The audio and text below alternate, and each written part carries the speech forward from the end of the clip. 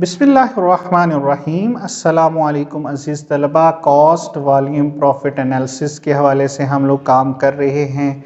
अपने last lecture में हमने देखा था कि जो वेरिएबल कॉस्ट के अंदर अगर चेंज आती है किसी वजह से, तो उसकी वजह से हमारा जो वॉल्यूम है, जो हमने सेल्स करने हैं यूनिट, उस पर क्या इफ़ेक्ट पड़ता है। आज के इस लेक्चर में हम सीखेंगे कि अगर हमारी फिक्स्ड कॉस्ट के अंदर चेंज आती है या हम अपने टारगेटेड प्रॉफिट को चेंज करते हैं, तो उसका हमारे वॉल्यूम पे क्या इफेक्ट आएगा।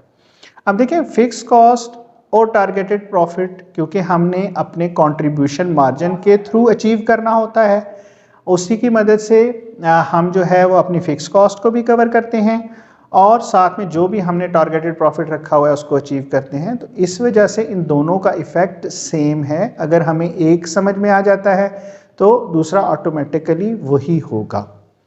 अब इसमें मैं अपनी फिक्स्ड कॉस्ट को चेंज करता हूं और ये फर्ज करते हैं कि हमारी जो फिक्स्ड कॉस्ट पहले 50,000 थी, ये हमने पास डाटा ऑलरेडी हम यूज़ कर रहे हैं पिछली दो लेक्चर से। ये एग्जांपल कि हमारी सेल्स प्राइस 50 रुपीज़ है, हमारी वेरिएबल जो कॉस्ट है वो 30 रुपीज़ है और कंट्रीब्यूशन मार्जिन जो है वो हमारा 20 रुपीज़ आ रहा है।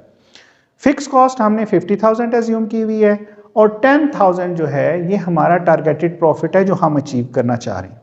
तो इसमें हमने देखा था 50,000 प्लस 10,000 60,000 डिवाइडेड बाई 20 रुपीज़ जो हमारा कंट्रीब्यूशन मार्जिन है उससे तकसीम करेंगे तो ये हमारे 3,000 यूनिट्स आ जाएंगे जो हमें सोल्ड करने हैं।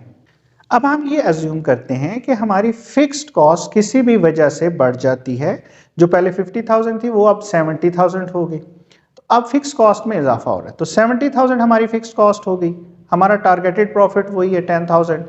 तो 70,000 में प्लस हमने 10,000 किया तो ये 80,000 है जो हमें अमाउंट कंट्रीब्यूशन मार्जिन के जरिए हासिल करनी है। तो 80,000 को कंट्रीब्यूशन मार्जिन हमारा 20 रुपीज़ है, उससे डिवाइड करेंगे तो इट मीन्स हमें 4,000 यूनिट्स जो हैं वो बेचने पड़ेंगे।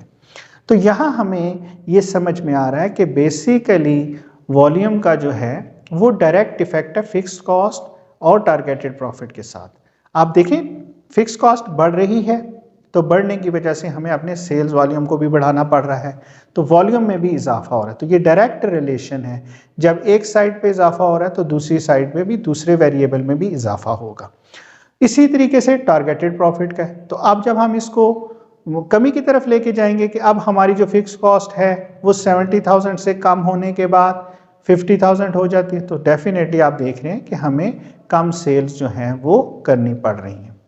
तो उम्मीद है कि ये फिक्स कॉस्ट का और टारगेटेड प्रॉफिट का इफेक्ट जो हमारे सेल्स वॉल्यूम पे पड़ता है वो हमें समझ में आ गया होगा। अपने नेक्स्ट लेक्चर में हम सीखेंगे कि किस तरह से हम अपनी सेल्स प्राइस भी कॉस्ट वॉल्यूम प्रॉफिट एनालिसिस को इस्तेमाल करते हुए सेट कर सकते हैं।